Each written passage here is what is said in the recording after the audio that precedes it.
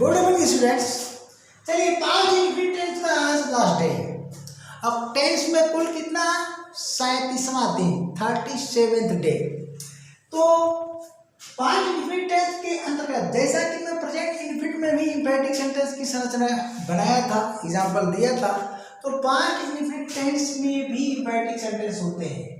अब इनका स्ट्रक्चर आप कैसे याद करोगे?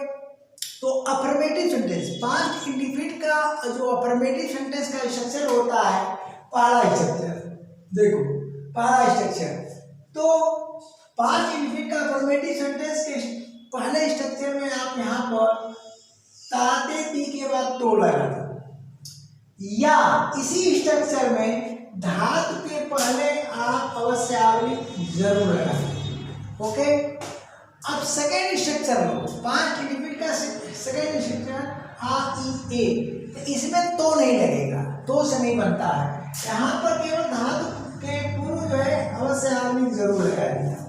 अब थर्ड स्ट्रक्चर की बात करो, यानी आ ई ए के बाद जो था थे थी वाला स्ट्रक्चर, यहाँ पर तो बढ़ा दो। ओके, और या करके इसी का ये विकल्प है, धातु के पहले अवश्यावली जरूर लगा दें। सबके लिए इंग्लिश एक ही होगी। वहां पर आप अफर्मेटिव सेंटेंस में सब्जेक्ट प्लस वर्ब का सीधा सेकेंड फॉर्म लगा देते थे। अब सेकेंड फॉर्म के स्थान पर फर्स्ट फॉर्म आपको लगाना है, और यहाँ पर हेल्पिंग वर्ब डीड का प्रयोग कर देना है। चूंकि डीड सेकेंड फॉर्म होता है, इसलिए मेन वर्ब को हम फर्स्ट फॉर्म में चेंज कर देते हैं। बस सिंपल सी बात है। तो हम शुरू कर देते हैं। देखिए,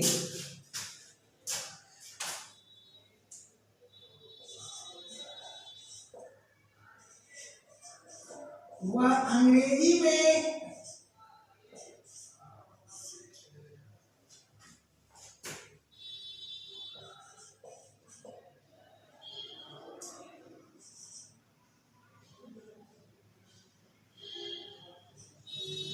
पत्र लेते हैं अगर हम तो बढ़िया रहेगा।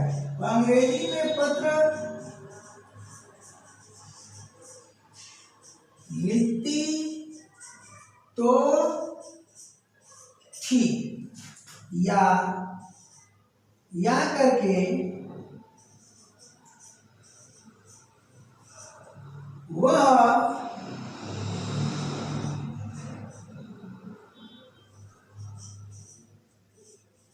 अंग्रेजी में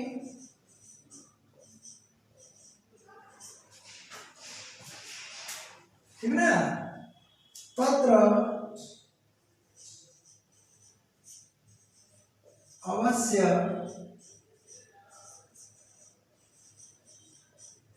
लिखती थी।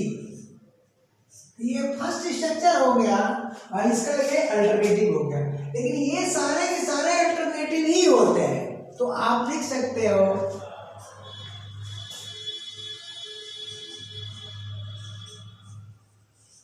वह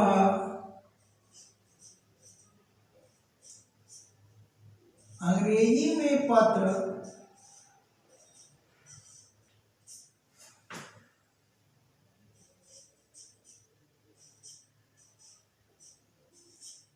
अवश्य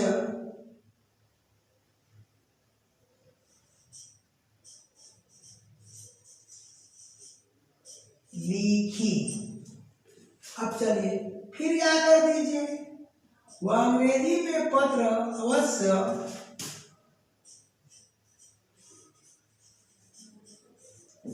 लिखी थी। फिर आप क्या कर दो, वह अंग्रेजी में पत्र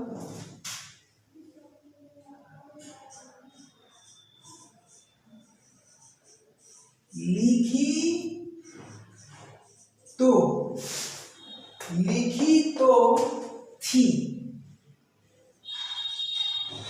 अब फटाफट हम रिमार्क कर लेते हैं। तो देखिए, वह अंग्रेजी में पत्र लिखती थी, आपका स्ट्रक्चर फर्स्ट हो गया, या वह अंग्रेजी में पत्र अवश्य लिखती थी, फर्स्ट का अल्टरनेटिव हो गया, यानी ये भी फर्स्ट हो गया।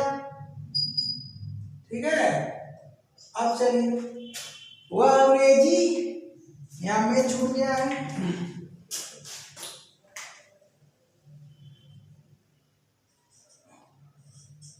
वह अंग्रेजी में पत्र, ठीक है, वह अंग्रेजी में पत्र अवश्य लिखी। देखिए अवश्य लिखी, धातु प्लस यहाँ ई आ गया, यानी यह स्ट्रक्चर सेकेंड हो गया, स्ट्रक्चर सेकेंड हो गया। अब चलिए वह अंग्रेजी में पत्र अवश्य लिखी थी, अवश्य लिखी थी, ठीक ना, लिखी थी, तो यह आपका स्ट्रक्चर थर्ड हो गया। अब बताइए अल्टरनेटिव वाला, थर्ड का अल्टरनेटिव हो गया, पहले मैंने लिख दिया सुविधा के लिए। अब वह अंग्रेजी में पत्र लिखी तो थी, यहाँ आ गए, यानी ये भी आपका क्या हो गया, थर्ड हो गया, ठीक है ना। तो आप समझ गए होंगे, तो यह हो गया जो डालने के लिए सेंटेंस बनाया गया। अब इनके लिए, सबके लिए मैं नीचे नहीं ट्रांसलेट करूंगा, शायद कट जाए, तो इन सभी के लिए एक ही ट्रांसलेशन है, क्या जी, सिर्फ एक ही ट्रांसलेशन, कौन सा है, she did write a letter in English, ठीक है, in English।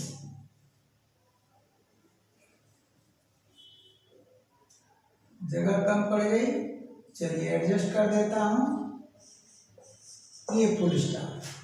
तो कहने का मतलब कि अगर इंग्लिश से हिंदी बनाना हो, हैं, तो आप ये भी बना सकते हैं, ये भी बना सकते हैं, ये भी बना सकते हैं, ये भी बना सकते हैं, और ये भी बना सकते हैं। या हिंदी से इंग्लिश बनाना हो तो सबकी एक ही होगी, he did write a letter in English। तो बस इस तरह से पास्ट इंडेफिनिट भी समाप्त हुआ। अब अगली कक्षा में हम क्या करेंगे, फ्यूचर इंडेफिनिट स्टार्ट करेंगे। तो जल्दी से टेंस समाप्त करें कि नॉन फाइनाइट वर्ब शुरू किया जाए, कंजंक्शन क्लास शुरू किया जाए, बहुत, हाँ उसके पहले एडजेक्टिव एडवर्ब भी है, तो बाद नहीं पढ़ाया जा सकता है। नॉन फाइनाइट की डिमांड है तो हम उसको पहले पढ़ा देंगे, एडजेक्टिव तो स्टार्ट है लेकिन अभी कंप्लीट नहीं हुआ है, और एडवर्ब अभी नहीं शुरू हुआ है। तो मैं सोच रहा हूँ कि इसके बाद नॉन फाइनाइट और कंजंक्शन क्लास ही पढ़ा देता हूँ। बहुत से स्टूडेंट हैं जो तैयारी कर रहे हैं पहले से, तो परेशान हैं, तो मेरा इरादा यही है। तो अगले क्लास तक के लिए tata bye bye, thank you.